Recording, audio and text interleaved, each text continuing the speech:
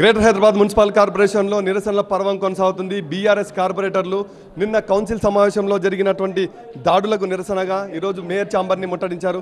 వీరంతా కూడా క్షమాపణ చెప్పాలి మేయర్ అంటూ ఒక్కసారిగా ఇక్కడ ఛాంబర్ని ముట్టడించడంతో భారీగా అయితే పోలీస్ బలగాలు మోహరించాయి. దీనికి సంబంధించి మనతో కార్పొరేటర్లు ఉన్నారు. మీరు ఎలా చూస్తారండి? ఈరోజు మేయర్ ఛాంబర్ని ముట్టడించారు, ఎంతవరకు కరెక్ట్ అంటారు? మేము నిన్న జరిగినటువంటి కౌన్సిల్ సమావేశంలో నిన్న జరిగినటువంటి అంశం ఏదైతే ఉందో అది చాలా బ్లాక్ డే, జిహెచ్ఎంసీలోనే బ్లాక్ డే. ఎందుకంటే ఒక మేయర్ అన్ని పార్టీలకు ఆమె మేయర్గా ఉంది, అందరికీ సమానంగా చూసుకునే బాధ్యత ఉంది. కానీ నిన్న బీఆర్ఎస్ కార్పొరేటర్స్నే ఆమె మార్షల్స్ ద్వారా బయటికి పంపించడం జరిగింది. ఈరోజు రెండో రోజు కమిషనర్కి లెటర్ ఇచ్చి వినతి పత్రాన్ని ఇచ్చిపోవాలన్న వాళ్ళు ఒక్కసారిగా మేయర్ ఛాంబర్ని ముట్టడించి బయటించడానికి కారణం ఏంటి? ప్లాన్ పెట్టుకున్నారేమన్నా?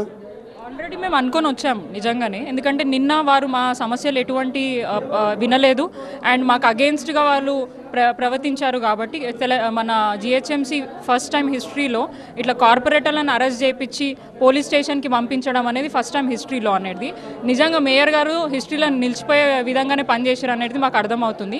అభివృద్ధి కోసం పార్టీ మారిన మేయర్ గారికి కొద్దిగా అయినా అవగాహన ఉండాలి. ఎవరి బలంతో ఎవరి పార్టీ గుర్తు మీద గెలిచారో అధికారం కోసం ఇంకో పార్టీ మారి మమ్మల్ని ఇబ్బంది పెట్టే ప్రయత్నం చేసినప్పుడు ఫైనల్గా ఏంటి మీ డిమాండ్? ఫైనల్గా మీకు ఏం కావాలి?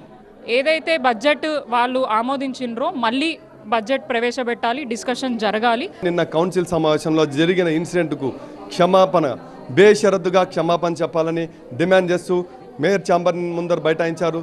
దీంతో హైటెన్షన్ వాతావరణం నెలకొనడంతో ఇక్కడ పోలీస్ బలగాలు అయితే మేయర్ ఛాంబర్లోకి లోపల రానియకుండా మొత్తం కూడా భద్రతా బలగాలు ఇక్కడ మోహరించున్నాయి. సో ఇక్కడ రెండో రోజు బీఆర్ఎస్ కార్పొరేటర్ల ఆందోళనతో మరోసారి జిహెచ్ఎంసీలో టెన్షన్ వాతావరణం అయితే కొనసాగుతుంది. కెమెరా పర్సన్ నవీన్తో లక్ష్మీకాంత్, TV9 హైదరాబాద్.